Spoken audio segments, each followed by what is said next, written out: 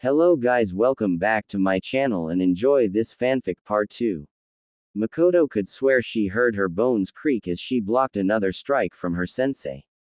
The Uchiha had originally thought that her sensei's training was insane, but with his new training regime she knew, Naruto had been taking it easy on them. His new level of training took insane and cranked it right the way up to 11. Before breaking the dial that said 11 and replacing it with one that went all the way up to 100 and somehow pushing it to 101. And then some of the things he had them do seemed to take insane and then throw it out the window before taking their training, as Naruto called it, beyond the impossible. After they managed to survive their 11-hour sparring session against him, the blonde had chosen to work on their taijutsu. When he told them that, the blonde added he would be taking a leaf out of Guy and Lee's book on the subject. When they had asked him who they were, the blonde just chuckled evilly, the same way he did before throwing exploding model cows at them. All three genin were instantly scared for their lives. For good reason. Makoto didn't know who Guy and Lee were, but if this was their training routine then the men must be closer to beasts. When she said that to Naruto, the blonde had just smiled and replied, "Green beasts to be exact." All the while chuckling at some kind of private joke. For the next month Team 5 got up at 4 am and trained until 1800 or 6 p.m. every day. The day started with a relaxing, as Naruto called it, run around the entire village of Konoha 7 times, and when Naruto said run he meant sprint.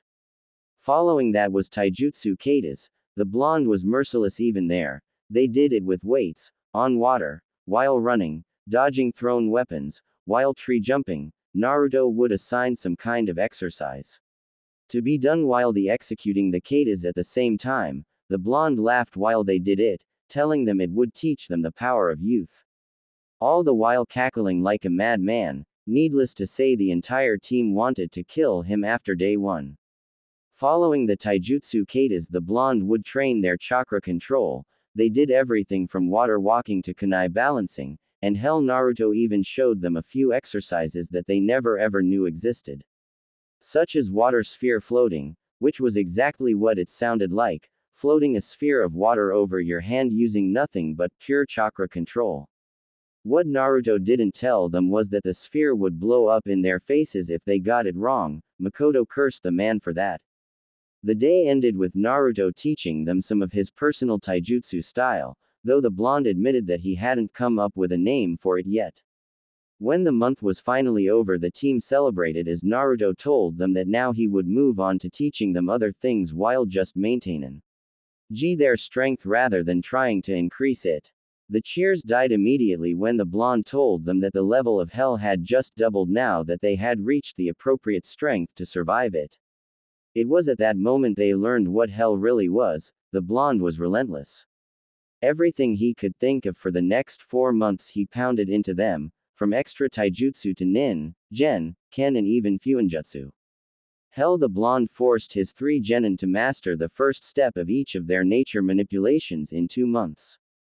They were spared nothing. Naruto's training was brutal and always to the point. His constant monologue always running. Every time a block wasn't quite perfect they were punished for it. Every stance, form, technique had to be performed flawlessly. Naruto neither needed nor wanted that. The blonde demanded that. He had told the 3 of his genin Tsunade's reaction to placing them into the Chunin exams. Her reaction was just used by them like fuel. To prove her words wrong, they all pushed themselves to the brink to be better, faster, and stronger than any other genin team.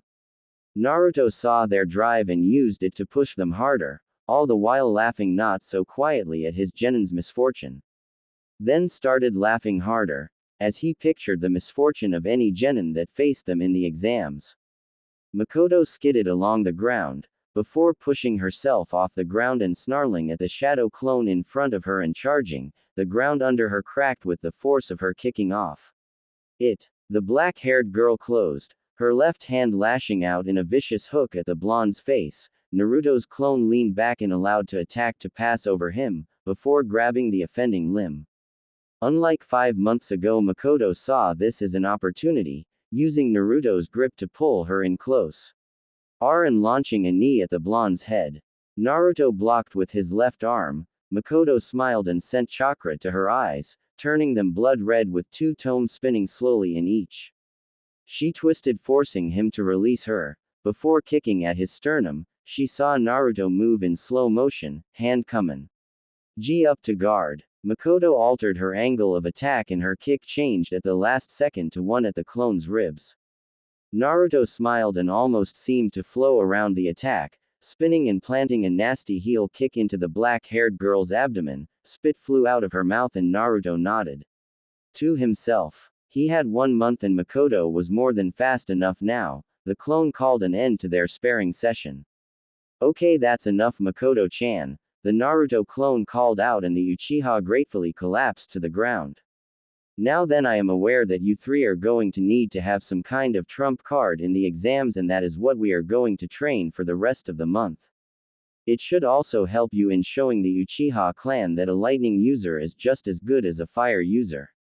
Naruto declared to the girl. Makoto looked up, surprise in her eyes. Really, Sensei? Is it that Rinnegan thing you used against Kusama? Makoto questioned. Naruto shook his head in a negative. No, you won't be learning the Rinnegan just yet, but this attack is just as good. Naruto assured the 12 going on 13-year-old. To look at the pros and the cons of the two attacks, then they come out around even.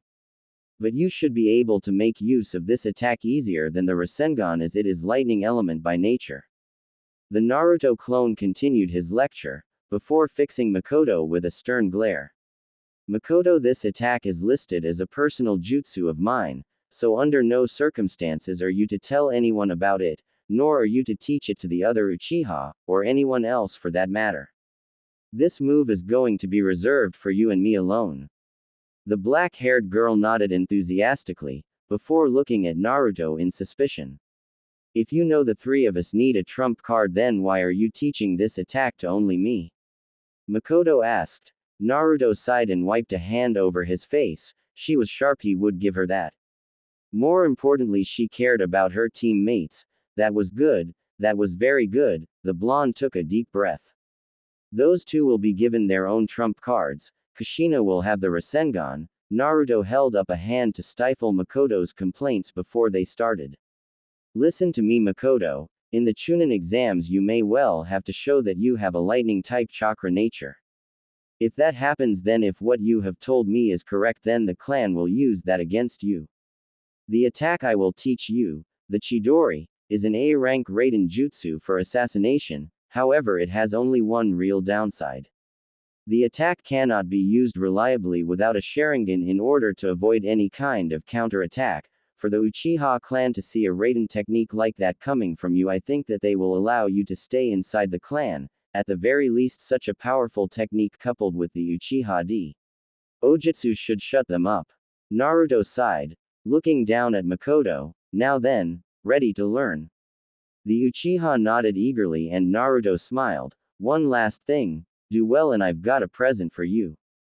XXX. Naoki looked at his sensei, a pair of hook swords in his hands.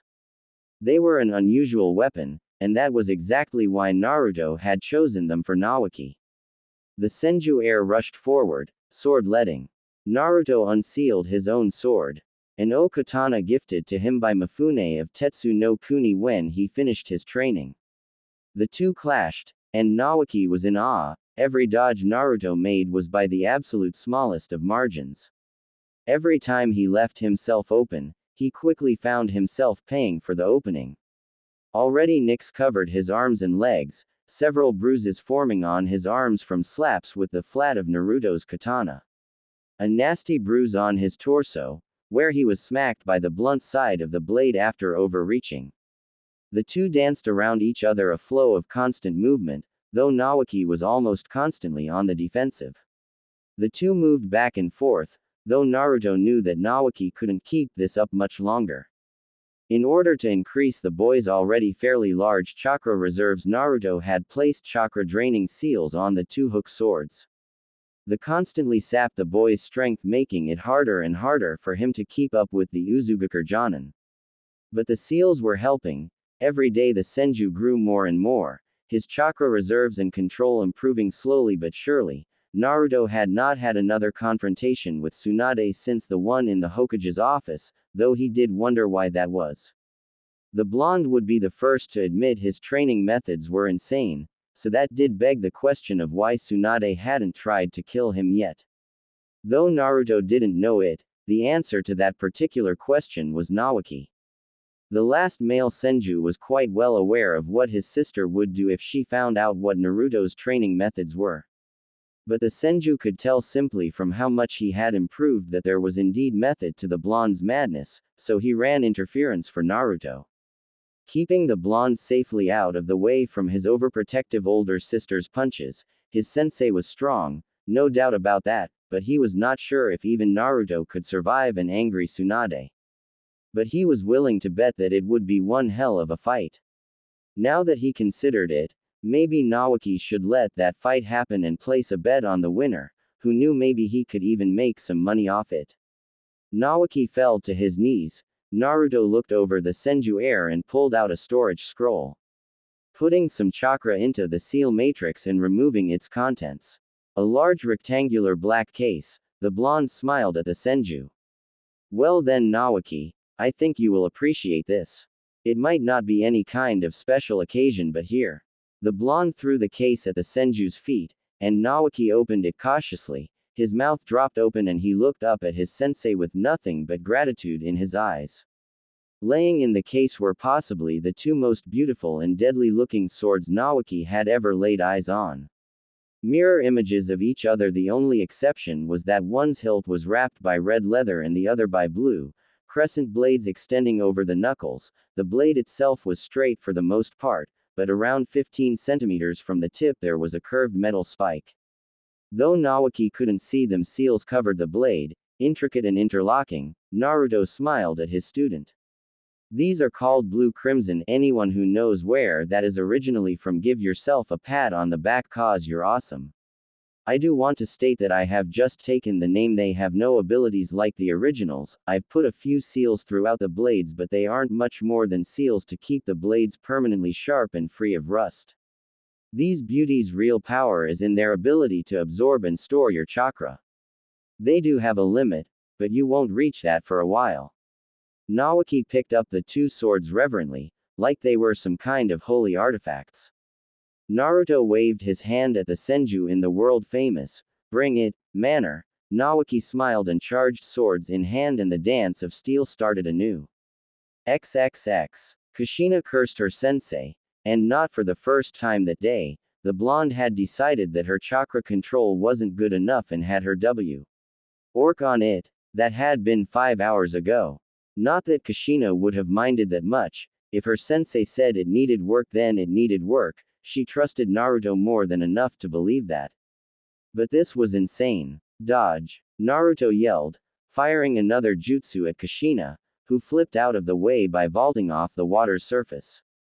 That was the way Naruto was training her chakra control. She would be standing of the surface of water, while performing taijutsu katas, holding a ball of water over the back of her fists using nothing but chakra control, while dodging jutsu. The man was certifiably insane, that was. Kushina was sure of it. No matter how effective the method was, this was still way too much for training purposes. Or as Naruto put it, this is chakra control training when you take it beyond the impossible.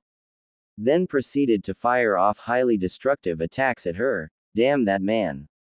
Naruto leapt out on the water and threw a punch at the Uzumaki's face. Kushina jumped and kicked at the offending fist, sending it off at a different angle. The red head landed on her hands and used the force to spring her body off the water's surface and deep into Naruto's guard, throwing a vicious hook at the blonde's kidney. Naruto's hand swept in low and redirected he fist harmlessly around him. Kushina rolled with the push, circling fast and kicking low to the back of the blonde's kneecap. Naruto jumped and twisted in midair, raining down shuriken at Kushina, who jumped back and returned fire with her own. Naruto touched down and jumped back, his hands blurring Hero seals. Dodge. Kaden. Gokaku no Jutsu. Naruto yelled, firing off yet another jutsu at the red head. Kushina ran through hand seals of her own and smiled as she saw the fireball coming closer. Sweden. Sujinheki, water sprayed dousing the fireball and Kushina immediately threw herself into a backwards roll, avoiding the shurikens that cut through the steam, performing hand seals even as she rolled back on the water's surface. The redhead took a deep breath and concentrated on the part of the steam that seemed deepest. Futon. Daitapa, the wind technique left the Uzumaki's mouth and cleared the area. Naruto stood back on the shoreline, hands just finishing his seals. The blonde leapt forward, landing on the water and placing one hand on its surface. Chidori Nagashi. Naruto kept the voltage low enough that it wouldn't do any real damage, but it wouldn't have mattered either way. Kushina was already moving the moment she saw him land on the water. The redhead made a mad dash for the shoreline the moment she saw Naruto crouch down, when he placed his hands on its surface. Kushina leapt into the air, half a second before the water became electrified by Naruto's jutsu. But it wasn't going to be enough. She could see herself coming back down onto the water. Her jump hadn't been enough to make it to the shore. Kushina pulled one arm back. Kami, she hoped this worked. The hand was thrust forward and a chain exploded from her palm, wrapping around a tree, before she retracted the chakra construct, pulling her to the shore and avoiding the dangerous electrified water. Kushina twisted in midair and stuck herself to the side of the tree. Naruto just looked at her with a smile on his face. Kushina had done well, Naruto noted. Even throughout their impromptu sparring session, not even once had the spheres of water on the back of her hands lost their shape or faltered. Now the blonde would be the first to admit that he never really had the chakra control for the Rasengan. So he had to come up with his own ways of forming the attack, but honestly his way of using the Kage Bunshin was a joke. Oh sure, it was inventive, but the Rasengan was a short-range jutsu. Also, unlike the Chidori, it was not one that relied on sheer speed to make up for the fact the opponent knew you had to get in close. Of course, actually using that speed required a Sharingan to combat the tunnel vision, but that was beside the point. The massive amount of speed used by a Chidori user made it far more difficult for the opponent to block or dodge, despite the fact the user had to get in close. The Rasengan, however, did not make use of a speed-style attack, and that meant that to truly use the attack to its fullest potential one had to be able to form the Rasengan almost instantly. So that the opponent would not be able to dodge the technique as the user was already in too close to be dodged. That was why Naruto had forced Kushina to learn chakra control so much and pushed her more than the other two when it came to the subject. Jiraiya's way of training him simply threw chakra control out the window. After all, who needs control when you had all the chakra in the world? That approach did have its upsides, Naruto would not deny that, but it was also this approach that stopped him from using the Rasengan to its full potential for so long. There was also the fact that unlike Naruto, who while he disliked having to use Akane's chakra at first, he was willing to use it. From what Akane had told him about his mother, Kushina hated her with a passion and would never, or at least very rarely, use her chakra by choice. That made chakra control even more important for the redhead, since she would not have a bottomless well of chakra to draw on, unlike Naruto himself. Naruto clapped for his student. Good work, Kushi-chan, that's all the chakra control you have to do for now. The blonde stated, smiling at the redhead, which caused her to gain a faint dusting of a crimson blush on her cheeks from being called Kushi-chan by the blonde. Kushina let the water spheres drop, the resulting splash soaking the ground near the bottom of her tree. The redhead jumped down and walked in front of Naruto. So how'd I do, sensei? Kushina asked. Naruto smiled in return. You did great, Kushina. In fact, you did so well that I think I can start teaching you something really awesome. Naruto said, smiling at the redhead. Kushina in turn looked up at him with a little confusion. What kind of awesome thing, sensei? Naruto smiled and touched the tree next to the redhead. Watch close, okay? Naruto took a deep breath and pulled his right hand back, before thrusting it forward, palm facing the tree. The spinning blue orb of chakra formed half a second before Naruto's palm impacted the tree, ripping through the bark and wood like a hot knife through butter. Leaving a hole in the tree, Naruto turned back to Kushina, who was looking at the blonde with a slight bit of awe. "Well then, Kushi-chan, think you're ready to learn the Rasengan?" Naruto asked, smirking. Kushina's eyes were so wide that they looked like they were about to fall out of her head. Before she pumped her fist into the air, grinning like she had just won the lottery or been elected as the first female Hokage. "Hell yeah," Kushina declared, smiling up at her sensei, who gave her one of his signature fox-like grins and a quick thumbs up in return. Kushina would admit that the blonde had become a little like family to the team of 3 genin. He was always willing to take time out of his day to help them improve or even just to talk. Hell, Kushina could remember when she found out that Naruto lived on the floor above her. She had gotten bored the next day and decided to go upstairs to see if the blonde wanted to do something. When Kushina went inside Naruto's apartment, Naoki was already there. Naruto and Naoki had been playing cards and talking. The Senju heir had told Kushina that was because both of them were just bored. Tsunade was out that particular day and Naoki needed help with a technique, so the Senju had taken a walk. Naruto had saw him and helped out, and one thing led to another until they were playing poker while discussing the finer points of jutsu usage in a combat situation. Since then, every now and then Kushina, Makoto and Nakai would drop over to their blonde sensei's place.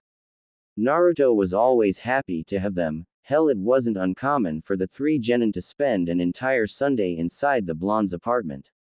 Sunday was, as Naruto had dictated to them, their relaxation and team bonding day. If they wanted to spend that day inside the apartment talking or watching a movie or something, the blonde never seemed to mind. There were even signs that Naruto's apartment was being taken over by 3 genin. It wasn't anything major. Just a few scrolls of kunai and shuriken here and there, a movie or two from the genin lying around the blonde's home, a jacket or some other piece of clothing that was not Naruto's hanging off the back of a chair. The blonde never really seemed to mind. If anything, he seemed to enjoy the genin's visits. Kushina's head got taken forcefully out of the clouds when a water balloon impacted with the side of her head, not bursting but definitely attracting Kushina's attention. Naruto smiled, throwing another balloon up and down in his left hand. "Now that I have your attention." XXX. The next month passed in a haze of exhaustion and pain for the 3 genin. Naruto pushed them to master their new techniques relentlessly. They no longer had off days to train with family or just kick back on. No, even the 3 genin's off time was swallowed by Naruto's relentless training. He pushed Makoto harder to be faster and faster. Her speed would be the deciding factor in any fight that the Chidori was used in. Naruto did not focus on other jutsu, only on having Makoto perform and execute the Chidori. Once the Uchiha genin could do that, Naruto pushed her to form it faster and using less hand seals, in addition to bringing Makoto's speed up. Naruto was impressed when Makoto rose to the challenge and then exceeded his expectations. Now the young Uchiha was no Rock Lee when it came to speed, but when Naruto considered it, who really was? But she was fast, very, very fast. If Naruto was to give a rough estimate on Makoto's speed, the blonde would call her a mid-chunin, but for brief bursts she could push herself to high chunin. That sprint was what Naruto wanted Makoto to use when executing the Chidori. The blonde had toyed with the idea of teaching Makoto other forms of the Chidori but decided against it. The Chidori consisted of a series of 12 hand signs. Naruto could cut that down to 3. As far as Naruto knew, it was impossible to go any lower. At least he had never seen Kakashi or that bastard Sasuke go any lower than that. Though the blonde did admit that it was theoretically possible, but even if she wasn't able to cut it down to 3 hand seals, Makoto was more than passable. The young Uchiha had cut the hand seals down to 9. That was better than Sasuke was at her age. More importantly, Makoto could use the Chidori 3 times in a day, one more than Sasuke could at her age. Naruto felt like doing a happy dance when he found that out. When he met Sasuke in the fiery depths of hell, he would be able to say that he, Namikaze Uzumaki Naruto, had trained Sasuke's own mother to be better than him. That was going to be a special kind of revenge. All in all, Naruto was more than happy with Makoto's progress. She was more or less the Genin's team leader as well. Her level-headed thinking making up for her teammates' impulsiveness. For Naoki, Naruto had punished the young Senju mercilessly. The Senju, like Kushina, had shown a decent ability to work with a blade, but it was overshadowed by his ability with nin and taijutsu. Naoki did express an interest in combining his ninjutsu with kenjutsu, in order to create a new, more versatile form he could fight with. So Naruto taught Naoki how to use hook swords. They were not what one would call common, and so not many people knew how to use them. Fewer knew how to fight Agai. Nst them. Something Naruto could say he knew personally due to his little encounter with Kurosaki Raiga. The Kiba were a form of hook sword after all. Naruto had crammed everything he could into the young Senju, focusing on his kenjutsu and the creation of chakra strings mainly. Naoki would need the chakra strings for the trump card that Naruto wanted to impart to him. Unlike the Chidori or the Rasengan, this attack truly was his own technique. It was also probably the only jutsu in the world that could be listed as an E or an S-ranked jutsu. The effectiveness it had really depended on the user, but Naruto was still very impressed with Naoki's progress with Naruto's personal Kaden technique, Kaden, Bakuinjin. Add to that some extra lessons on both ninjutsu and taijutsu, and the Senju was a force to be reckoned with. More importantly, it should be more than enough to completely decimate any of the opponents that Naoki could face in the Chunin exams.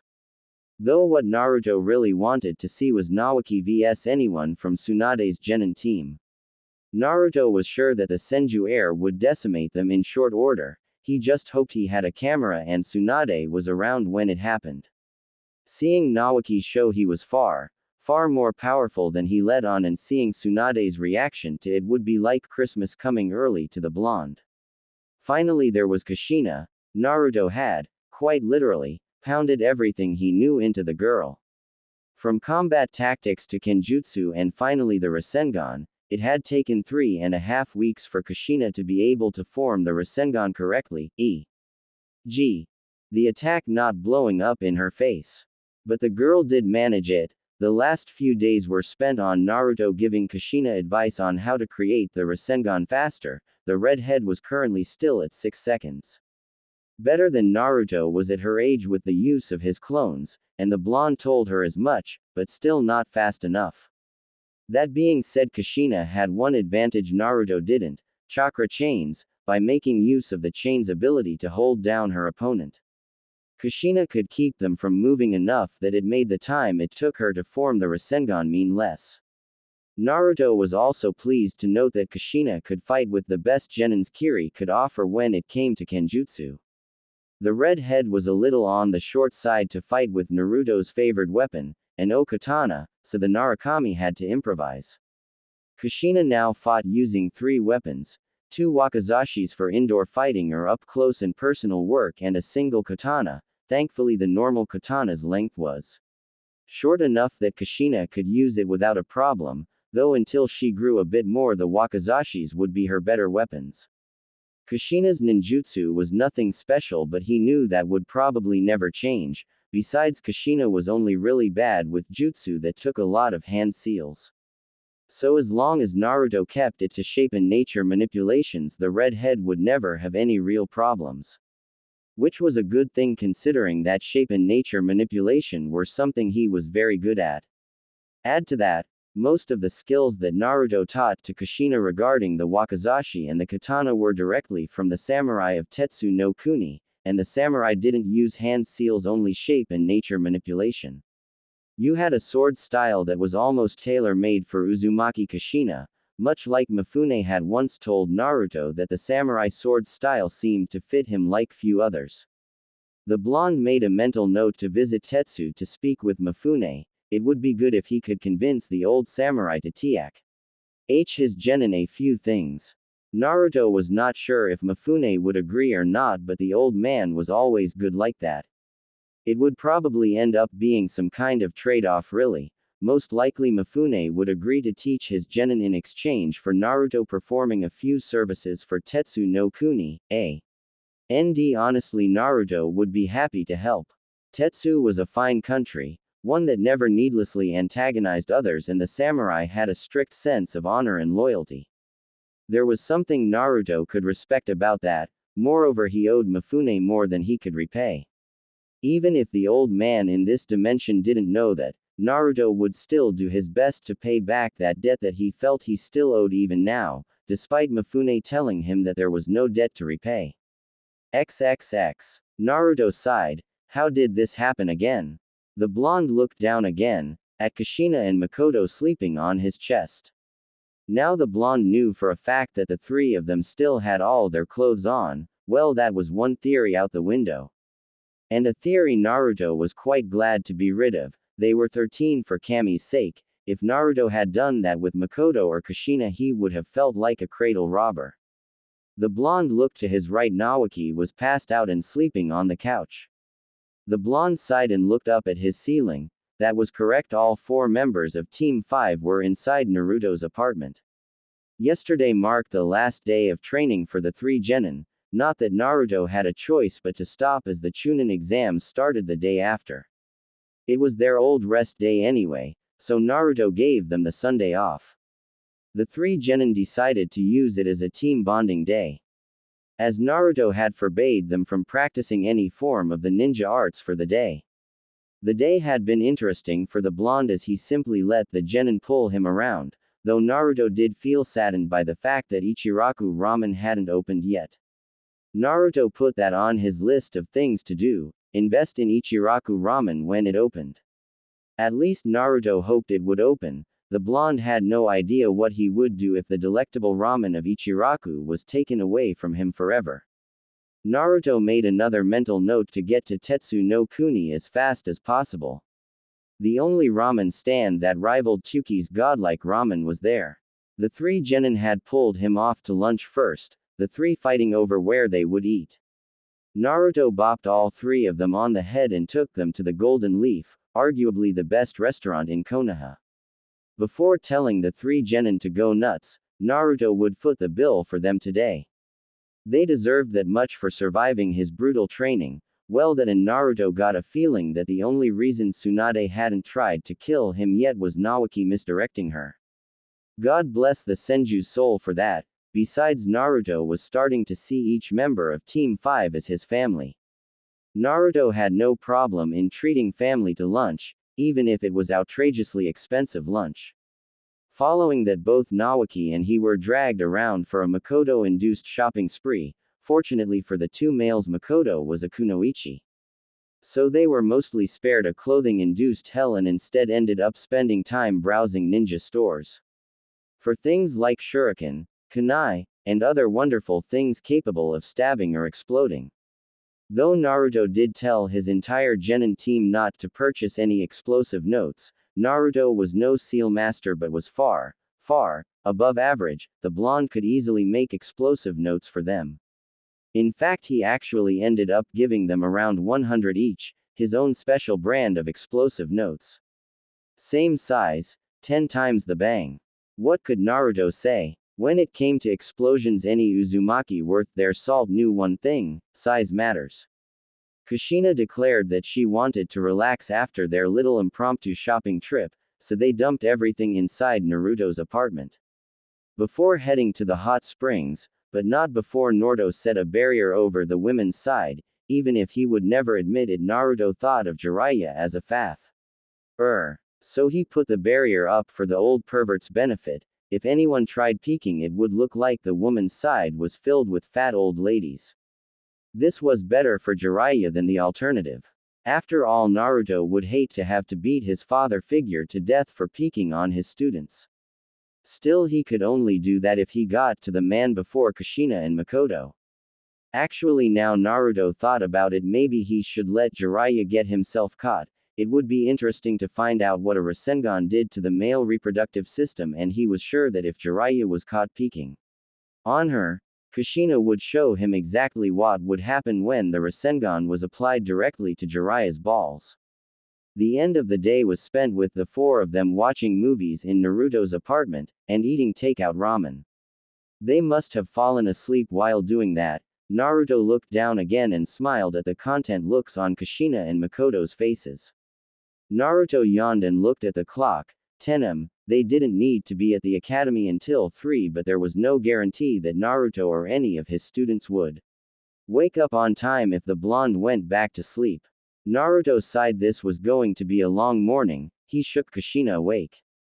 The redhead looked at him groggily. Huh?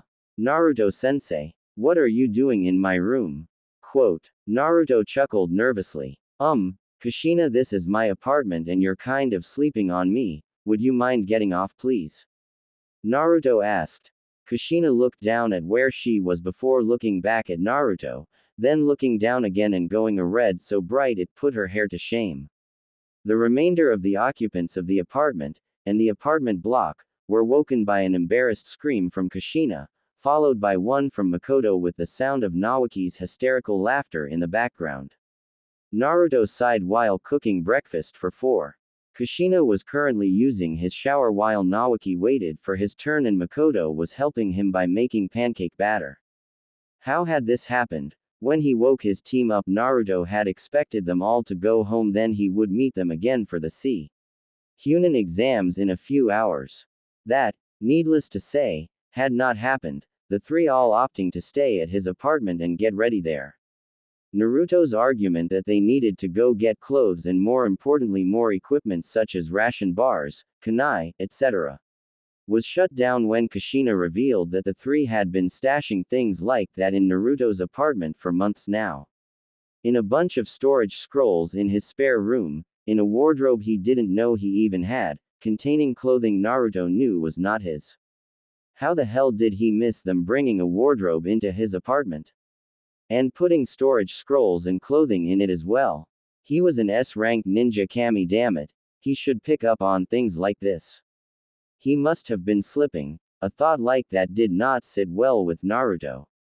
The three genin rushed out of the apartment after breakfast, not bothering to help Naruto wash up and sprinting over to the academy.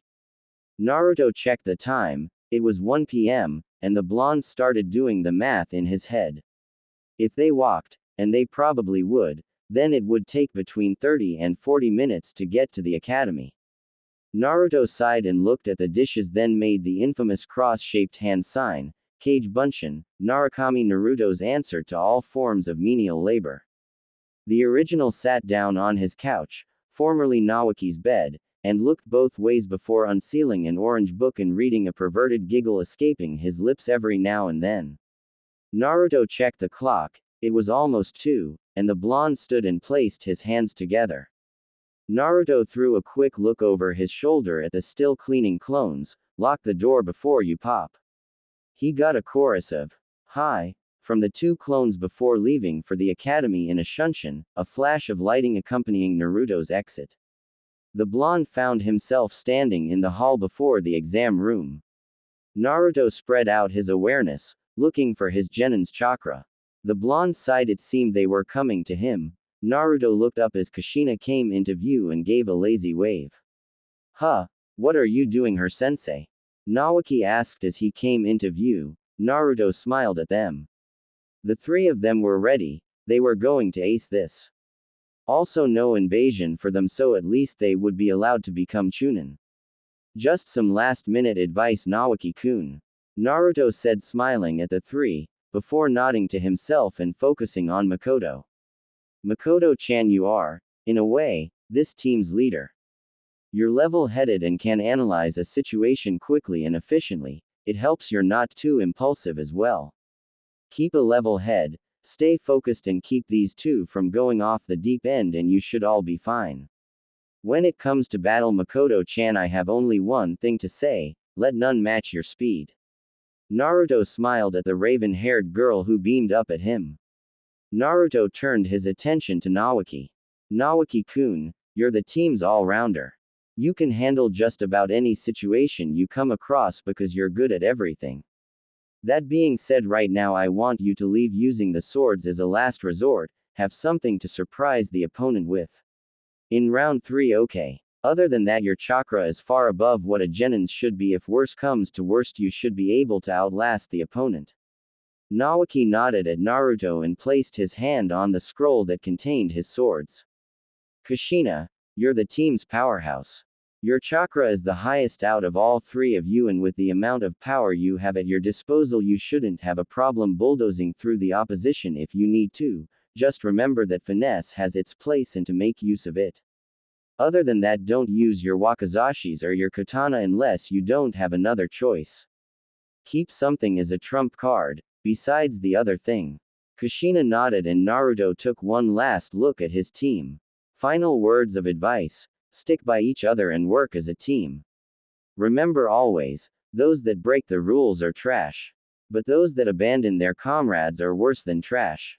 Naruto turned and opened the door to the exam room. Kick their asses hard. Naruto finished smiling. The three genin gave grins so bloodthirsty that it would give Kisame a run for his money. Hi, Naruto-sensei. Naruto's smiling expression fell off his face the moment his genin were through the exam doors.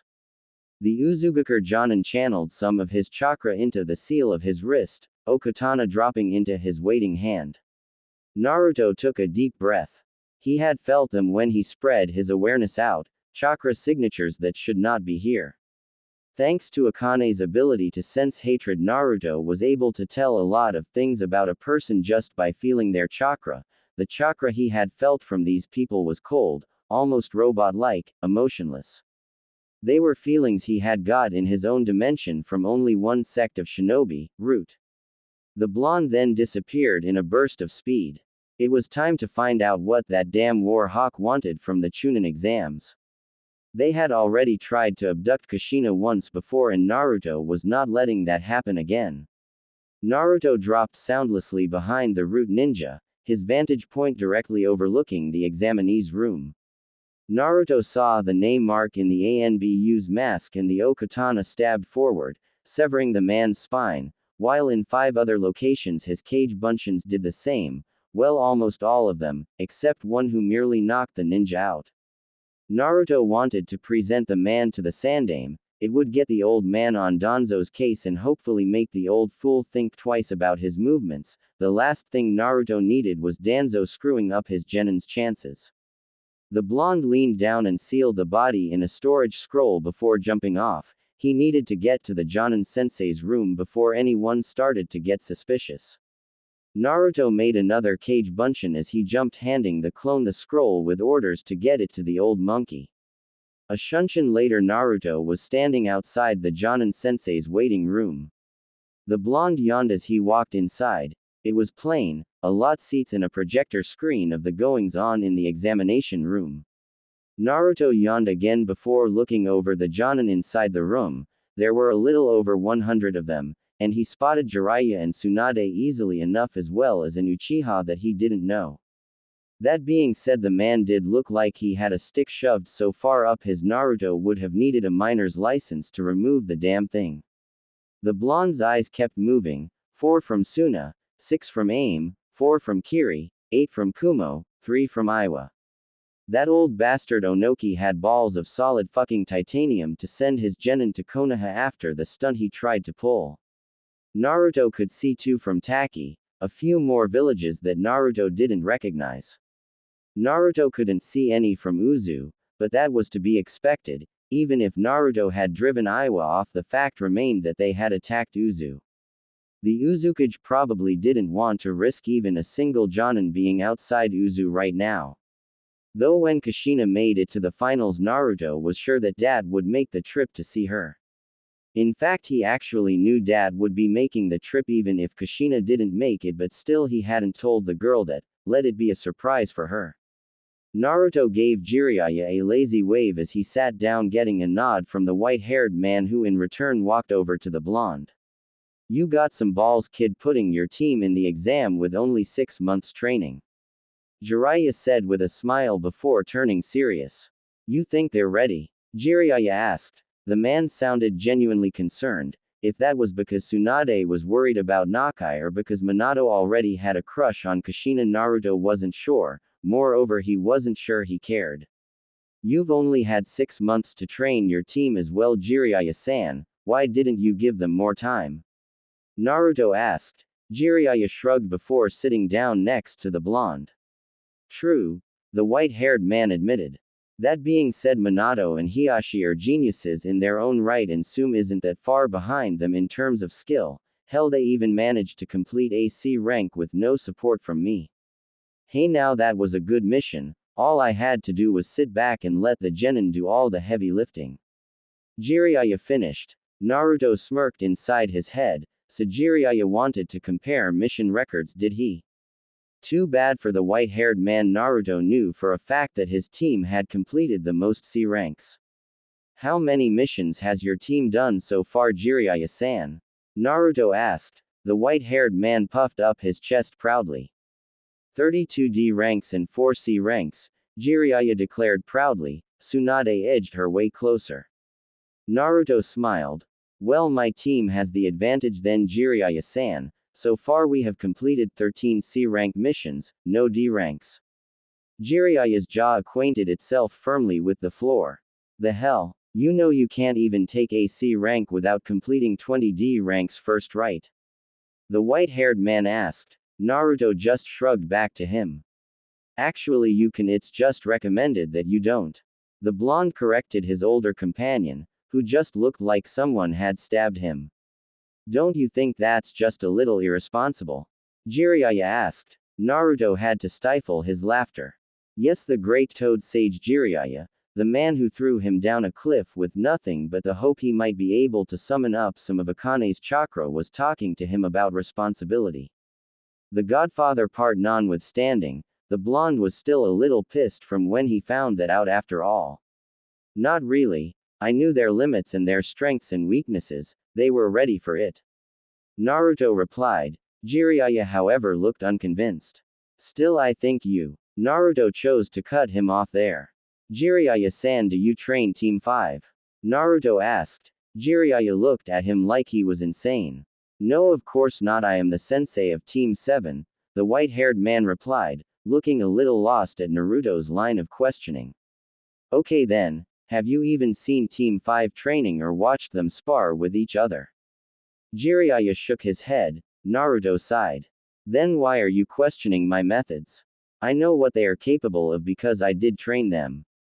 I have taught them a lot, from the ground up in some cases. Jiraiya, I do understand that you are doing this out of concern for the genin. I thank you for that, I really do, but I know they can do this, so please, until you can come up with a decent reason for me to keep them out of the exams, then please keep quiet. The white-haired man nodded and sighed. I just hope you know what you're doing. Jiraiya said to the blonde. Naruto nodded and turned his attention to the screen. He wondered what they were going to do for the first test. XXX. Kushina stopped as they entered the examination room. The redhead counted at least 50 different teams. But from what she had been able to gather about the exam in the final round, it was a one-on-one tournament-style matchup. One that was held over only one day, so that meant that there could only be around a maximum of 20 matches that day. Since the tournament had to end the same day it started, there could be no more than 12 participants of the final round. That meant that the first 2 tests would cut down the numbers heavily. Kushina looked around. Battlefield tactics had been beaten into her by her sensei, and right now they were telling her to identify who had the best chance of making it to the final rounds. Kushina chose to focus on the Konoha teams. She did know the most about them after all. First up, Team 7, she looked closely. Namikaze Minato, Hyuga Hiashi and Inuzuka Sum. They would be in the final round. The redhead was no fool. Minato was a genius, she wouldn't deny that. Couple that with the visual abilities of the Byakugan allowing them to know where the team's enemies were coming from, and Sum's Inuzuka traits, the team would be almost impossible to take by surprise. In fact, most times their enemy tried to ambush them would likely be turned back on the attackers. With Minato's brain for combat and skill at the futon techniques of the Namikaze clan, Hiyashi's skill with the Juken and Sume's skill with the Inuzuka taijutsu style, the ambushers would quickly find themselves torn apart. The redhead made sure to remember that in case she faced them in the exams, just because they may look like an easy target most likely meant they were setting a trap. Next up, Team 4, Uchiha Tayaki, Junichi Amy and Kan. They weren't really much a medical core team. She had Nawaki do some research on them. None could use Tsunade's strength, but all had fine control over chakra scalpels. Add to that, Makoto had told her that Tayaki had activated his Sharingan, one tome in his right eye, two in his left. The only other information Makoto had been able to dig up about him was that he had above average control of the Uchiha clan's favored Kaden, Gokaku no Jutsu. The Uchiha was apparently able to use it as both an orb of flames and concentrated stream like a flamethrower. Junichi Amy was a member of the Genjutsu using Kurama clan. Though she was a branch member from a small side family, apparently like the Sharingan, she could place a person under a Genjutsu just by looking them in the eyes. Finally, Kan, according to Academy records, above average taijutsu, above average ninjutsu and below average ninjutsu due to small chakra reserves. His smaller reserves afforded him greater control, and with above average taijutsu and chakra scalpels, Kushina would have to be on guard. The best way of fighting against the medical team would be from long range, failing that would be weapons. With chakra scalpels it would be beyond foolish to engage them in straight taijutsu. Third and final team of Konoha that could make it to the finals was Team 13, Uchiha Fugaku, Aburame S. Hibi and finally Akamichi Shomei. Kushina did wonder briefly where Shikaku, Choza and Inoichi were, but quickly discarded the thought. Their sensei probably wanted them to gain more experience first before sending them into the exams. At any rate, she knew Fugaku's abilities back to front thanks to Makoto. Shibi was an Aburame, so he was most likely one of the best trackers in the room, and finally Shomei. Well, the man was an Akamichi, so it was a given he could use his clan's multi-size techniques, probably very good at taijutsu. They would need to watch themselves should they need to take the fight up close and personal. Kushina sighed and wondered if they did preliminary rounds, because if she was right in thinking that her own team along with these three got to the finals, then they may well need them. Especially with some of the other genin she could see. Still, this was going to be fun. After all, the training they were put through was hell. Compared to what's already happened, this should be a walk in the park. She shook that thought out of her head. Naruto had beaten the fact that overconfidence got you killed into her. Makoto leaned in. Anyone we should look out for? Kushina shook her head. Nope, only the ones we talked about earlier. The others are no real threat. But as for the other villages, I don't even know where to start. The Konoha teams are a definite, though we need to keep an eye out for them. Makoto nodded, before looking at Kushina again. Do you think they are going to come after us? The raven-haired beauty asked, her head inclining slightly toward Team 7. Kushina bit her lip. It had been a long time after all, hopeful it was over with by now. At least she hoped it was over. Clans could hold a grudge like no others though. I don't know, but if Minato did want to embarrass me, then he would wait for the third round. Makoto nodded and turned to Nawaki to relay Kushina's predictions. The reason why Namikaze Minato may have wanted to embarrass Kushina was quite simple. She had, in a way, insulted the Namikaze clan and its heir, e.g. him. In a little bit of a power play politically, the Namikaze had sent a marriage proposal to her father, the current Uzumaki clan head, trying to betroth Minato and her in a marriage, a political byplay of course. It was the Namikaze's bid to try and gain more power in Konoha and a foothold in Uzu. Dad had asked her opinion on the matter and Kushina had flat out refused. Of course, Kushina had nothing against Minato as a person, but she was not about to say she was willing to spend the rest of her life with him without getting to know him first. So the marriage proposal was turned down, as the Namikaze were unwilling to wait. Kushina wasn't even aware if Minato had known about it, as it was not uncommon for clans to marry their children off without consulting them first. But as the redhead had never really talked to the blonde, Even after turning the proposal down, she was unsure if he felt slighted or not. If Minato did feel slighted by her, then there was a good chance he would try and get back at her in the exam. Though Kushina did doubt that a little. After all, the boy had never shown signs of trying anything in the past, even if he was a little cold to her, still it was nothing that wasn't expected. At any rate, she had more important things to dwell on. Kushina went back to observing the other genin. Someone. He was bound to do something stupid and give away an ability or two, and if not, watching two people beat each other senseless in a taijutsu match was always fun. XXX. Naruto smiled as he saw Kushina giving the teams a once-over, good girl. Checking some of the competition out and ranking them by threat level most likely.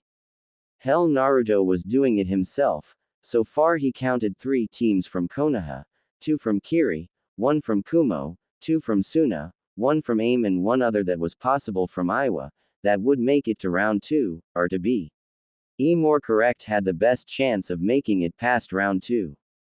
Naruto did have to stifle a chuckle when he saw a younger B. It seemed he hadn't started rapping yet. Maybe Naruto could stop that before it started. An Anbu dropped down next to him, startling some of the Jonin. The boar-masked Anbu bowed to the seated blonde. Narukami-san, the Sandame would like to see you in his office if you wouldn't mind. Naruto nodded. Sure, I'll be there shortly.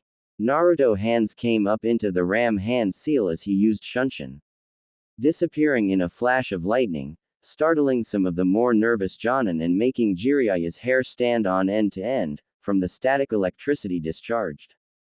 Jiraiya sighed and placed his hand on his head, feeling the spikier than usual hair. I bet he did that on purpose. Jiraiya grumbled. He wasn't wrong. Naruto appeared, already bowing before the Hokage. You called Sarutobi-sama, Naruto stated, eyes trained on the floor, exactly like an Anbu awaiting orders. Hiruzen looked at Naruto for a second before stating in an official tone. This is serious business right now, Naruto-san. I will have to ask you to refer to me as Hokage-sama for the duration of this meeting. Naruto nodded, acknowledging the request. Of course, Hokage-sama. What do you wish of me? Naruto asked, eyes still trained on the floor. Hiruzen took a deep breath in, before exhaling again. Jonin Narukami Naruto of Uzugakure no Sato, today at close to 1400 hours, were you responsible? For the deaths of 5 root shinobi and the capture of 1, correct? Naruto nodded. You are correct, Hokage-sama. The Sarutobi nodded. Do you have any idea as to what these members were planning or what they were doing at their locations? Quote, no, Hokage-sama. All I knew was that they were operating illegally and need to be disposed of. I will admit the fact they have attacked my team in the past did have a bearing on my decision, but I still do believe my actions to be the correct ones. Quote, Hiruzen nodded and sighed. Then Jonin Narukami I, Sarutobi Hiruzen, Sandame Hokage of Konohagakure, hereby assign you this S-rank mission. Naruto nodded, indicating he was both willing and ready to accept. For the duration of the second exam inside Training Ground 44, you are to shadow Team 5. Should any shinobi, root or otherwise, attempt to abduct any member of Team 5 and leave the village with them, they are to be disposed of. I will trust you to know what is acceptable and unacceptable inside these parameters. Naruto nodded. Of course, Hokage-sama, I will be ready to start immediately. Naruto made another hand seal and used Shunshin to return to his apartment. He was going to need some supplies in case things went to shit fast. XXX. Nawaki was feeling restless. What the hell was taking so damn long? They had been waiting for 20 damn minutes already. The exam was to start at 3 p.m. or 1500 hours. It was now almost 3:20 and Nawaki was starting to get a little anxious. What the genin in the room didn't know was that the Jonin were deliberately not entering and waiting for a fight to break out, so that the tension would be at its peak for the test. Well, that and they were taking bets on how long it would take for the genin to start a fight with each other. Eventually, as predicted, someone did something stupid. In this case, it was a few ninja from Taki insulting Hanzo in front of the AIM ninja. Bad move. The AIM ninja didn't bother retorting with words and opted to go straight to blades instead. The fight, if it could be called that, lasted exactly 3.5 seconds. The first move went to the AIM genin drawing a ninjutsu, the second to the Taki nin taking a defensive stance, and the third went to the chunin that knocked both of the unfortunate ninja unconscious. Nakai winced as he heard the two skulls connect with the ground, kami that sounded painful. The chunin stood and looked at the 4 remaining teammates of the two. Take these 2 sacks of crap and get out. If they can't even follow simple instructions like wait, then they sure as hell aren't Ray. Die for chunin, now get out. The 4 remaining team members went to argue and were summarily knocked unconscious by the chunin's companions. The man nodded to his 2 partners and turned to the assembled genin. Alright, listen up. This year's test is being hosted by the head of the T&I department. For anyone who's wondering, T&I stands for Torture and Interrogation, Morino Hibiki. As such, we will be watching you all closely. Be aware, the test is simple. Each team will be give a fragment of data to memorize. Then a member of each team will be chosen randomly. Members from an opposing team will proceed to interrogate each chosen person. Any and all forms of interrogation are allowed, but they must be alive when they come out, preferably with their limbs attached. The chunin stretched, reaching towards the heavens. As for why we will be watching you, it is quite simple. In the event that a team manages to extract the information but their team member that is being interrogated also cracks and the same happens to the other side, we will be deciding the tie breaker based on our recorded observations. As you may have noticed, Hibiki-san is not in the room. He will be observing via special cameras set up throughout the rooms you will be assigned to, so don't worry too much, he will be watching. The man yawned. Oh, I almost forgot, my name's Yamanaka Fuin, and if you have any questions about the exam, please feel free to keep them to yourself because I will not be answering them. All the information you needed was given out in the explanation I gave not 5 minutes ago. Missed it? Well, that's just too fucking bad. Nawaki looked at his 2 teammates who actually looked a little excited about the form their test took. Why Kami? Why did he always get the crazy ones? First his sister, then Makoto and Kushina, and most recently his sensei. Surely he deserved a break by now, right? The scrolls were given out. Nawaki unrolled it and almost face-faulted. What the hell kind of secret message was that? Now Nawaki had no proof, but he blamed Naruto for this, and by complete accident managed to lay the blame at the culprit's feet through sheer amount of experience. The message stated quite clearly. The ramen moves at dawn. What the hell did he do to deserve this? Nawaki was a good boy. 3 guesses who I stole that from, and your first 2 guesses don't count. At any rate, he cursed his borderline certifiable sensei for this. Nawaki cursed him most strongly and wished him some form of bodily harm. Kushina was on the other end of the emotional spectrum, completely overjoyed that someone, most likely her sensei with the way she saw him go through it, treated ramen so seriously. Ramen was a serious business after all. Nawaki sighed and memorized the scroll before incinerating it with a quick and seal-less low-ranked Kaiden jutsu. Fire was such a great element, all the possibilities for wide-scale destruction. Nawaki pulled himself away from the thoughts of wide-scale fiery devastation, no matter how pleasing said thoughts may be. After all, who didn't love explosions? The Senju turned his attention back to the chunin who stood at the front of the room. Okay maggots, your teams will be called on at random to be interrogated by another. At this time your little secret keeper will also be separated from you and taken to be, he gave a sadistic smile, talked to. Nawaki shivered. Okay, now that was creepy. The 3 genin of Team 4 waited, and waited, and waited. They almost just wanted themselves to be called up, being interrogation damned. Just some action would be nice. However, the world is quite often a numbers game, and at the moment there were only 30 interrogation rooms. Each team was given a total of 20 minutes to extract the information. With 143 teams in the room it was going to take, and this was if all the teams used the NT. 20 minutes, a grand total of around 2 hours.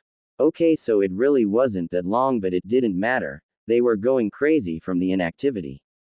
Finally their turn arrived. The Chunin smiled. Sure, it was creepy, but it was no Narukami Naruto manic laugh while yelling about youth or throwing exploding model cows at you, so the genin were relatively unaffected. Though all did collectively shiver at the memory, they just hoped that time would dull the horror, or they saw something that managed to repress the memory, whatever came first. The man did seem a little put out that they were unaffected by his smile but quickly shrugged it off. Okay girlies, you're the interrogators to these little tacky ninja. The Chunin made a quick gesture off to the side. Senju, you're a punching bag, get inside. Nawaki felt his head snap back from the force of the punch and smiled. He would never say it out loud for fear of encouraging the man, but he would admit, privately, that he was glad for the body conditioning they had been put through. Compared to being hit by his sensei, the punches the tacky ninja were throwing felt like love taps. Nawaki channeled his chakra to his fingers. He was being held by rope, bound hand and foot. He could work with this. Using the utmost care, the Senju crafted a chakra string made completely out of Kaden nature chakra. Before using it to slice through his bonds, but left them looking as if he was still bound, element of surprise and all that. The tacky nin punched out again. This time Nawaki moved. The Senju pushed his body forward just under the punch and stuck the tacky nin in the family pride. The boy doubled over in pain and Nawaki's knee met the genin's face. The Senju vaulted off the ninja's back and closed grappling with the other. Nawaki twisted bring the tacky genin to the floor before punching him in the face, breaking the cartilage in his nose before slamming his head into the concrete knocking him unconscious.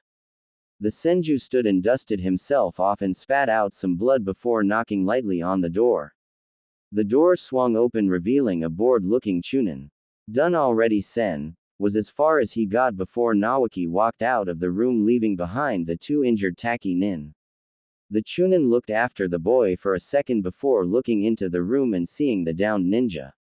Well, that's a first, the Chunin admitted before calling over another team.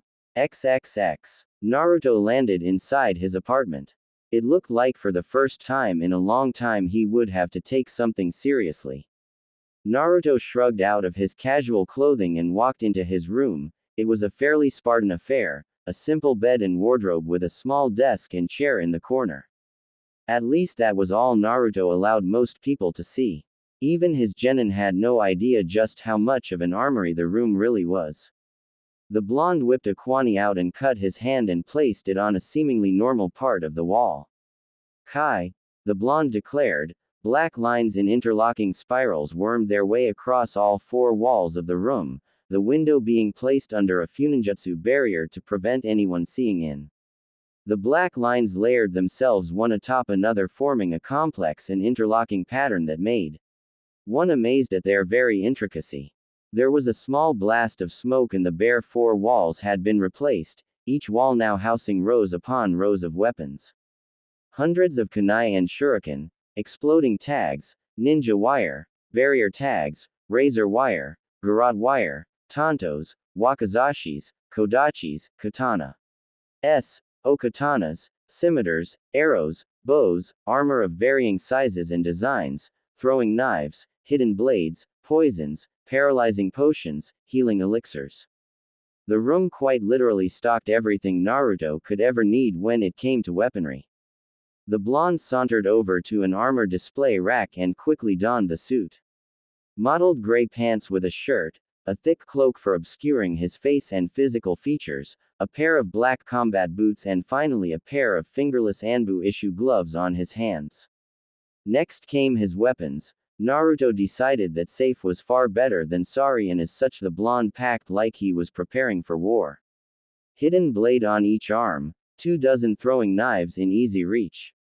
A pair of hook swords strapped to his back, wakizashi on his hip, a chikudo joining it.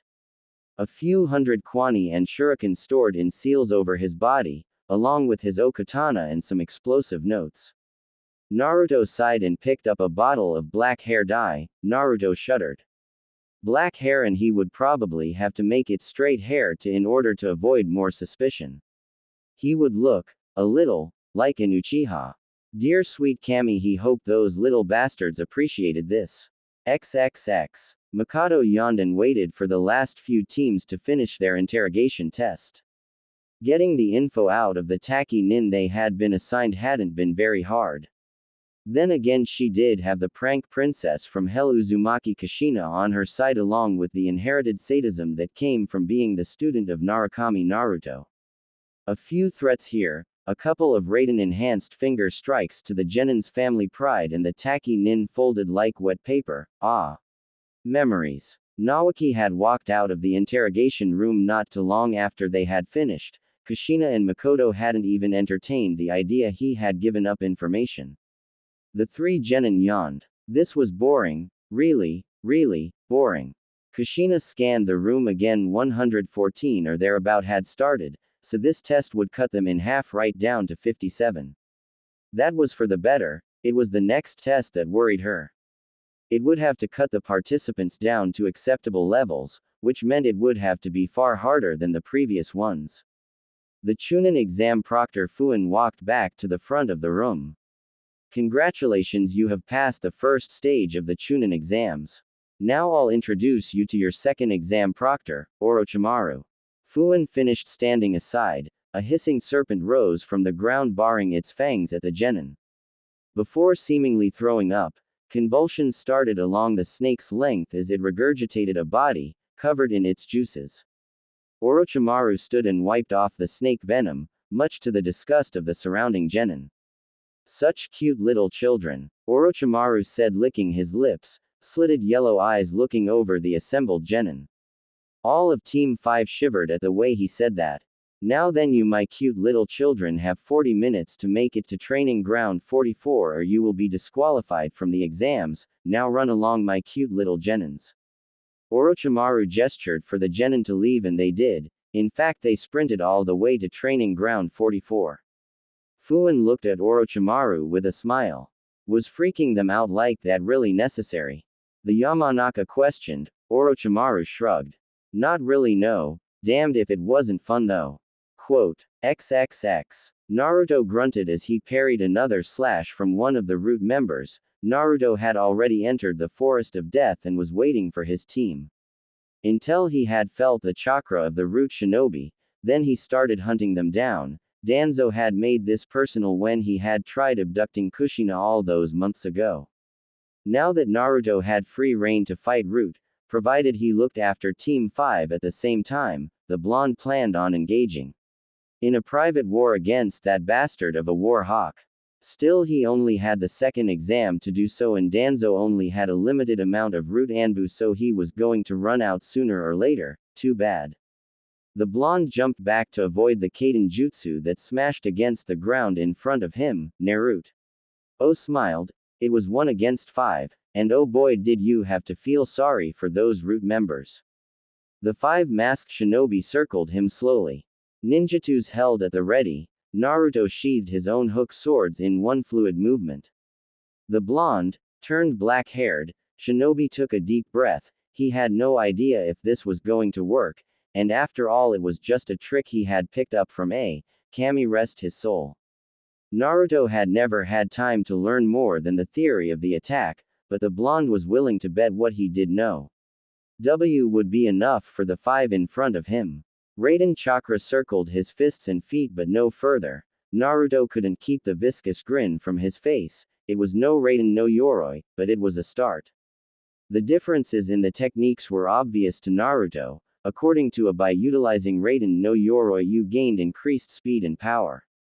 Adding to this, by utilizing Raiden chakra to speed up one's natural synapses, it also increases one's reaction speed tremendously. Not only that, but because the Raiden chakra was circling your body, it acted exactly like its name stated, like armor. Adding a defensive property to the jutsu, it really was an incredible technique. Naruto's version of it, at least at the moment, was a pale imitation at best. His Raiden chakra was only coating his fists and feet. It would increase his speed and strength, but not to the levels of the true Raiden no Yoroi. He still had a long way to go when it came to that. Naruto flicked out of the ANBU's sight, leaving a trail of sparks behind him, before appearing before the lead root Anbu and letting his fist connect with the man's face. The Raiden chakra enhanced punch caved the man's skull in and pulverized his brain, turning it into mush and killing the root member instantly. The blonde blurred out of sight again, a pained yell and the sound of snapping alerting the remaining 4 root to his presence. The 3 spun around to find the blonde with his arm buried up to his elbow in their teammate's torso. The blonde blurred again, his fist coming back as he landed in front of another root member who brought his ninjutsu up in a pitiful defense. Naruto's fist came forward, and the Raiden chakra around it phased out of existence. Naruto's eyes widened and he twisted his arm, only gaining a small cut instead of a large gash. The Uzumaki channeled chakra into a seal on his left wrist, a kunai falling into his waiting hand. Futon nature chakra coating it instantly, the blade came up, slicing through the ninjutsu before taking He root ninja's head off. Naruto jumped away from his latest kill and faced the remaining 2 root members. It seemed as if he couldn't keep up even his partial Raiden no Yoroi for more than a few seconds before it failed on him. It seemed he would need to practice more with it. His right hand moved, unsheathing the Chikudo on his hip and holding it in a backhanded grasp. Naruto channeled his Futon chakra into the blade, giving it a sharp ocean blue outline. He charged the remaining 2 root Anbu, ducking low under the first cut of the 2 before spinning and planting the still Futon chakra coated kunai into the back of the man's head. Naruto jumped forward, landing in front of the last root Anbu. The Chikudo came up, cutting the man in half from right hip to left shoulder. The blonde leapt back, avoiding the spraying blood and falling organs. Naruto felt a light tingle in the back of his mind. The cage bunshin he had left at the genin gathering had just dispelled itself. The blonde jumped off towards the meeting point. It was time for him to shadow his genin. He wouldn't do anything drastic unless root attacked them, but he would not let his genin die in this place. It was the promise of a lifetime. XXX. Kushina looked annoyed, waiting for the second round to start. So far her battlefield predictions were spot on. All of the teams she had put her eye on had advanced. But it was eating at her. What the hell were they doing here? Kushina knew all about Training Ground 44, of course. It was the only training ground that Naruto told them to stay away from. If her insane sensei told her to stay away from it, she was sure as hell going to. After all, there was always method to the blonde's madness, and Kushina was quite sure that this was no different. Though the redhead did wonder why were the Iowa genin glaring at her with hate. Naruto had never told her that he had been the one to defend Uzu. In the beginning his reason had been because he didn't want to color her opinion of him before they got to know each other. Even when he thought he had only gone back in time, Naruto was no fool. Kushina his mother and Kushina his student were very different people, so he wanted to get to know this Kushina without her having some kind of preconceptions about him. After that time had passed, the blonde's reasons changed. He had been given a message from Dad, Kushina's father and the current Uzumaki clan head, not to tell the redhead anything. The man had decided that he wanted to tell Kushina what had almost happened to Uzu in person. As such, the Uzukage had decided to come to Konoha himself, both to tell his daughter and visit her. When Naruto asked the Hokage about this, as he was quite sure that Dad wouldn't want to be out of his village after it had almost been attacked. Hiruzen had assured him that it would be fine. As for the duration of the Uzumaki's trip, Uzugakure would be stationed by a further 2 battalions of Anbu, in addition to the forces already stationed there. Calming the undercover Uzumaki somewhat. After all, he didn't want to save Uzugakure from destruction just for it to happen anyway. Though his reason was starting to change, it seemed that he was doing it more for Kushina than himself now. That being said, she was a good kid, so Naruto didn't really mind the change of priorities at all. The redhead sighed, looking at the chain link fence around the training ground. It seemed they were trying to keep people out, or, she shivered, trying to keep something else in. The redhead and the other genin, Hell Orochimaru himself and the other Konoha ninja at that moment had no idea that the training ground was currently the center stage of a private war between a pissed as all hell S-ranked shinobi and a lot of unfortunate members of Root Hell, the body count was already above 50 and Naruto hadn't even been inside for more than 30 minutes yet. Though the blonde was a little pissed that he was running out of root members, he may not be able to get to Danzo just yet, but Naruto could make do with his subordinates. Orochimaru walked to the front of the group and licked his lips. Welcome my cute little genin to the Forest of Death, please enjoy your stay. He smiled sadistically at the group of assembled genin, before holding up a piece of paper. Now I need all you little genin to sign these papers, so that Konoha won't be responsible for your deaths. The snake Sanin reached into his pouch and took out a bell. Your targets will be these bells. You will need one for each member of the team to enter the central tower in the middle of the forest. As there are 57 teams, a grand total of 19 teams could pass, so I'm going to tell you this now.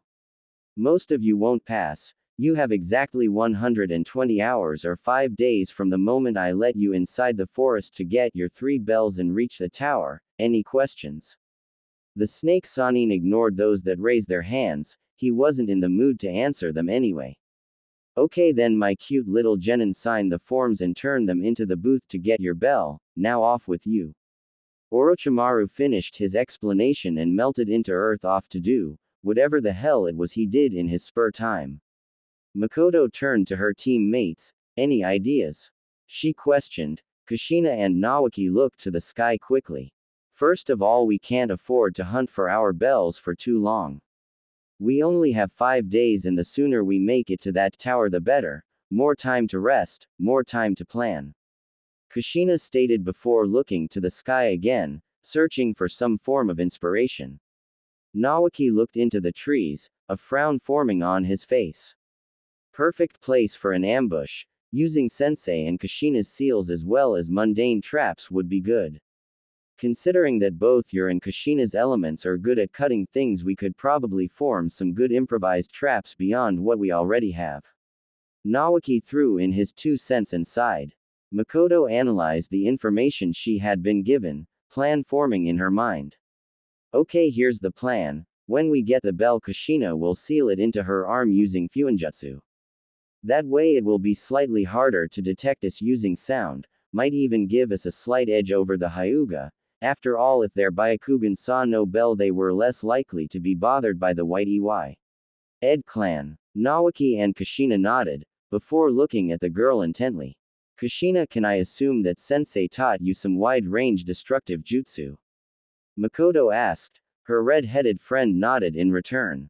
Okay then. When we get inside, we will set an ambush point in the middle layer of the forest. The point where they would just be getting in sight of the tower and are most likely to drop their guard, even if briefly.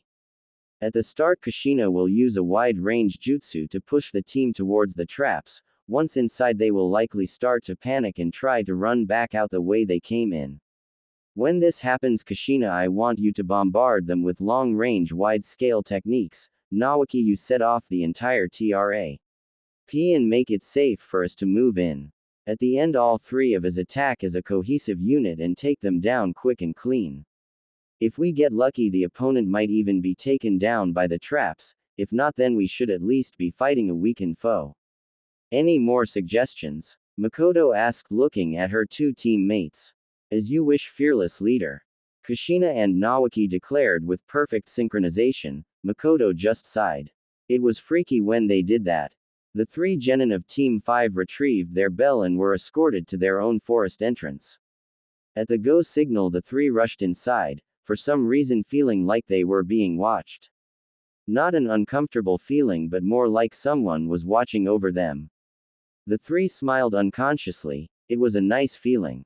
XXX. Naruto smiled to himself as he saw his genin team run inside the forest.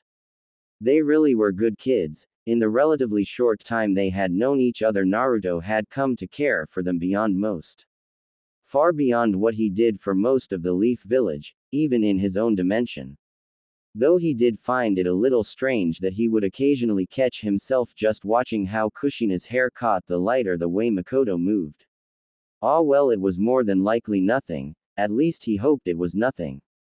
Naruto heard 3 almost silent thumps from behind him and turned to face the 3 root members, a sadistic grin on his face.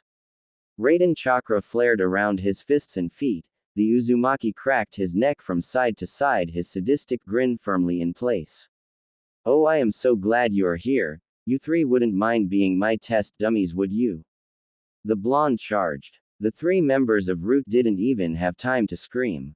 Nawaki spun, his kunai going out wide.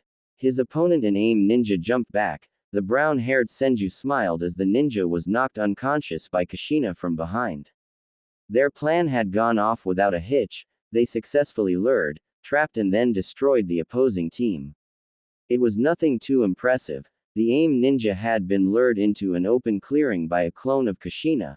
From there they ignited the explosive tags under the ground, disoriented the 3A. ND finished up with taijutsu. It was quick, it was brutal, but most of all it was efficient, just the way Naruto had taught them. Nawaki threw a look at Makoto, who was checking over the 3 AIM ninja. Any luck? The Senju asked. The Uchiha smiled and nodded. Yep, got one, Makoto yelled back, smiling as she threw a bell up and down in her hand, causing Nawaki and Kushina to smile at her. Now they just needed one more. They couldn't stay here though, the whole place just screamed ambush now. Ignoring the 3 AIM ninjas still out cold on the ground, they took back to the trees. One more bell, just one more bell, and they would be done, but that raised a question. After they gathered the bells, what should they do next? If they followed the general guidelines that they had been given, then heading to the tower would be their best bet, but would that really be the best choice? They still would have a lot of time on their hands at the rate they were going. It was more than likely they would turn up to the tower with me to spare. Maybe they should hunt down other teams after obtaining the bells, reduce the competition and all that. Nawaki shook the thoughts out of his head. He would offer his opinion to Makoto if asked, but the girl really was the brains of the operation, so she probably had weighed all the options already. The three genin continued onwards, blissfully unaware of the blonde shadowing them from behind. For their protection, of course. Not that Naruto would deny that it was more than a little fun watching them beat the hell out of other genin. Naruto only hoped that they didn't run into an Iwa team. Kushina was obviously an Uzumaki, and the hidden stone would likely be looking for revenge. XXX. Naruto gulped down air as if it were water. It hadn't taken him long to kill the 3 root Anbu, but his exertions over the last hour had been starting to catch up with him. The blonde was not a god, and the use of his incomplete Raiden no Yoroi was taking a toll on his body, even with Akane fixing him up. The blonde popped the top on his canteen of water and drank deeply. His kill count for the day was at a grand total of 63, though Naruto was quite sure that root Anbu had retreated from the forest. Either that or they were better at hiding than he had been giving them credit for. Either way, it didn't change his job. Naruto had to watch over his team in order to ensure that they were not abducted, either by Root or by anyone else. The blonde was reminded of the story his mother had once told him about being abducted by Kumo and having his father save her. If Naruto was right, Kumo did that not only because of Kushina's unique chakra but also because she was the last Uzumaki. Considering there was a whole village left, Kumo might not even make an attempt this time around. That being said, if Kumo was to make an attempt, then the second exam would have been the perfect time to do so. The blonde sighed and closed his eyes, leaning back against a tree. He wasn't a god. Oh, he had been called one before. A living god of war, to be exact, but Naruto was not arrogant enough to believe himself to be a god. All his plans that had worked so far had been a mix of pure dumb luck and really good bluffs, all working well together, with the occasional Kotoamatsukami thrown in for good measure. But Naruto was no fool. He couldn't go on like this. Eventually questions were going to be asked about his past, and when the time came he would have to be able to answer them. Naruto grimaced. He needed to get started on that plan, and fast. The blonde made a shadow clone and the clone took off. It already knew what its creator wanted. Naruto shook his musing off and turned his attention back to his team. He needed to be focused right now. He would allow no mistakes. XXX. Makoto lead her team through the forest at a run. Every other genin team would call it a sprint. What they needed to do was simple. Locate another team, fight them, win, take the bell and run like hell back to the tower. She had weighed the options of staying outside and reducing the competition before discarding it. While a sound idea in theory, its practical application left a lot to be desired. For one, it left them open to a counter-attack by the other teams. Two, they would be exhausted when they got to the tower. Makoto had done some research on the Chunin exams once her sensei had entered them. The third phase was always a one-on-one combat scenario, and it was always completed in one day. That meant that the second round had to cut down the participants to acceptable levels, and if that failed, there was the possibility of a preliminary round that had to be considered. No, the best plan would be to head to the tower as soon as they had the third bell and let the forest and the preliminary rounds do the heavy lifting for them. That was a sound plan. The real problem with the plan came in the amount of time it would take them to get another bell. If they took too long, then people that didn't get a bell or had theirs stolen or destroyed would begin to crowd the area around the tower, trying to take the bells of the teams that had already completed the job, and were likely exhausted and wounded. Time was of the essence here. That meant that they didn't have any of it to waste. They needed to get a bell and get out fast. The black-haired Uchiha landed silently on a branch overlooking a small clearing. Not what she was looking for, but it would do now. All they needed to do was set the trap. Makoto turned back to her team, a shark-like grin on her face as she began to direct them with nothing but hand signs. Naruto had, quite literally, beaten the need for silent communication into each and every one of his charges' heads and hadn't let up until all three of them could communicate perfectly in silent code. If any Anbu had been watching at that exact moment, they would have wondered where the hell Genin of all things had picked up their silent code from. The idea for the ambush was simple. The clearing was quite wide and spacious, perfect for an ambush, so naturally no ninja worth a damn would jump into it without checking it for dangers first. What Team 5 planned to do was simple. They would make the ambush so blatantly obvious that anyone could see it coming a mile away, provided that they had actually been trained in ambush and counter-ambush tactics. Something that Naruto had insisted every ninja needed to know, and not enough did. Naoki still shivered when that training was brought up. For some reason the Senju had gotten it worse than his two teammates when it came to that training. While the ambush was blatantly obvious, it was also the point. The ambush would be so ridiculous that no team that found it would take it seriously, and when Team 5 revealed themselves, the opposing team would, naturally, not think much of them due to their bad ambush tactics and not take them seriously. It would be the mistake that would cost the opposing team their bell, and maybe their lives if it came down to it. However, the ambush that she was planning was also double-layered, much like any decent genjutsu. The surface traps for the ambush were obvious. The ones that she actually expected to do damage weren't.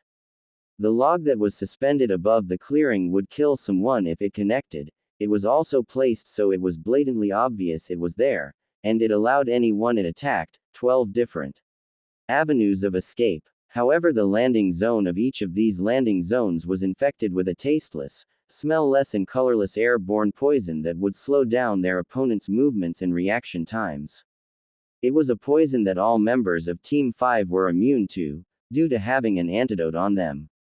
Once the person hit the poison field, they wouldn't notice the drop in their abilities instantly and would jump away when the, again blatantly obvious, ninja wire and exploding tags popped up, forcing the opposing force to dodge them. The explosion itself was the next trap. The explosive tags carried inside of them an agent that made the poison work faster and allowed their targets 3 avenues of escape, each of which led to an equally obvious wire trap. Now, based on their opponent's knowledge of their traps, they would know that they could avoid the trap before it sprung.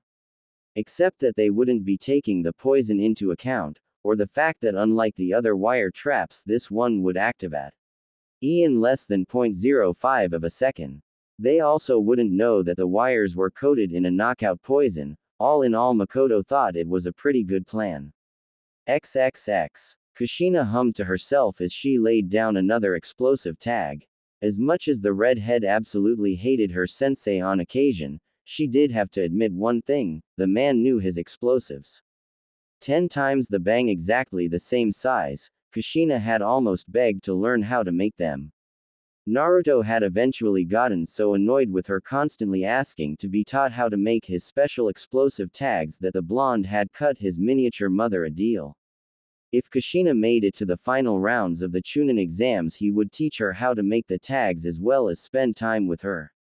On Fuinjutsu, so she could better learn her clan's speciality. Kushina honestly thought that it was an odd relationship that the others and she had with their sensei. Naruto was more like an older brother or best friend to the trio of genin than a sensei, well, most of the time anyway. Kushina didn't know a single team besides her own that had such a close relationship with their sensei. While it was true that every team eventually became close with their teachers, very few of them ever grew into the same kind of sibling relationship that Team 5 had with Naruto. Even when the relationship between teacher and student grew so close in other teams, it was normally only with one student, not the entire team. The redhead smiled to herself as she began to place the ninja wire around the clearing. Naoki and Makoto were in charge of their own areas. When she had first arrived in Konoha, Kushina wasn't treated very well. Her red hair made her an outsider, and despite being one of the more open villages when it came to trade and commerce, if there was one thing that Konoha disliked, it was outsiders. Even if those outsiders were related to their Shodai Hokage's wife, the fact that Kushina was the Jinchuriki of Kyubi did not help matters. As the redhead was the only Uzumaki living in Konoha, she had no one to rely on.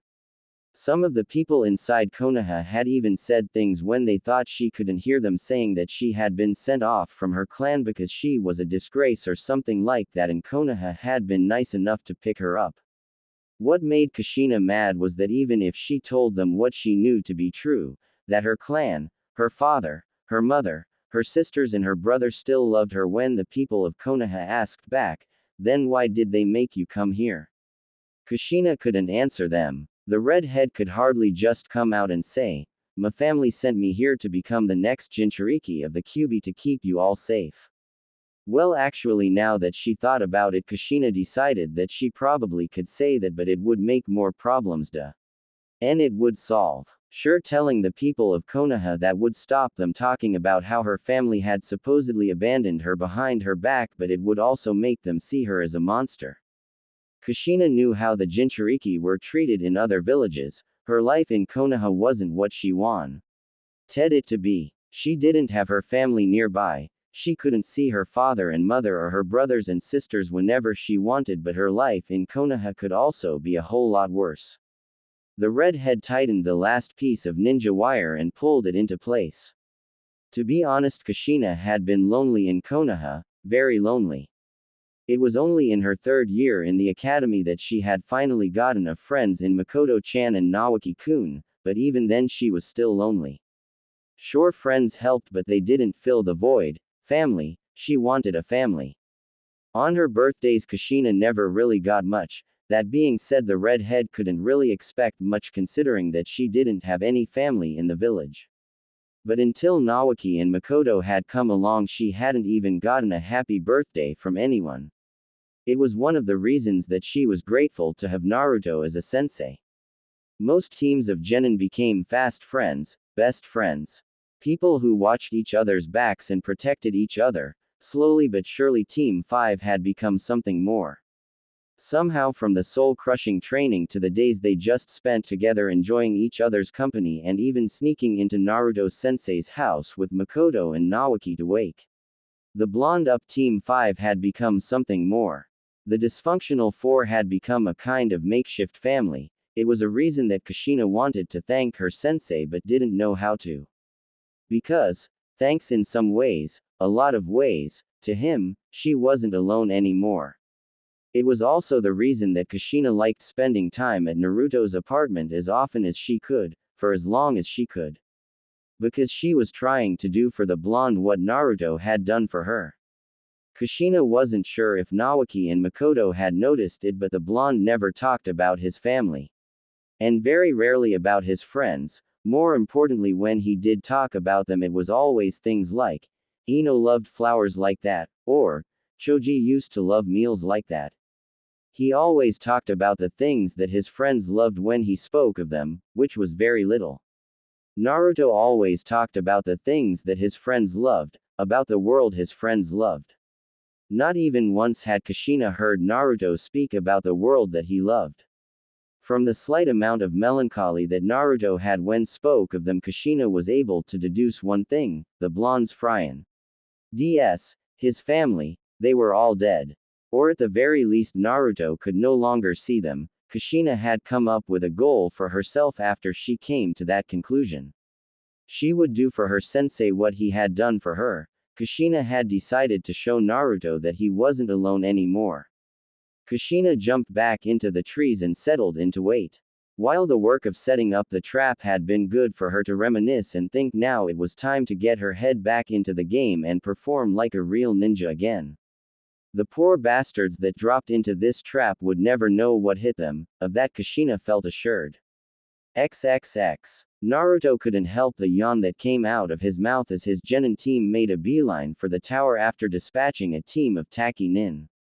The trap had gone off exactly the way his three cute little genin had intended it to. The three Taki nin were poisoned and tied up in ninja wire before they could blink.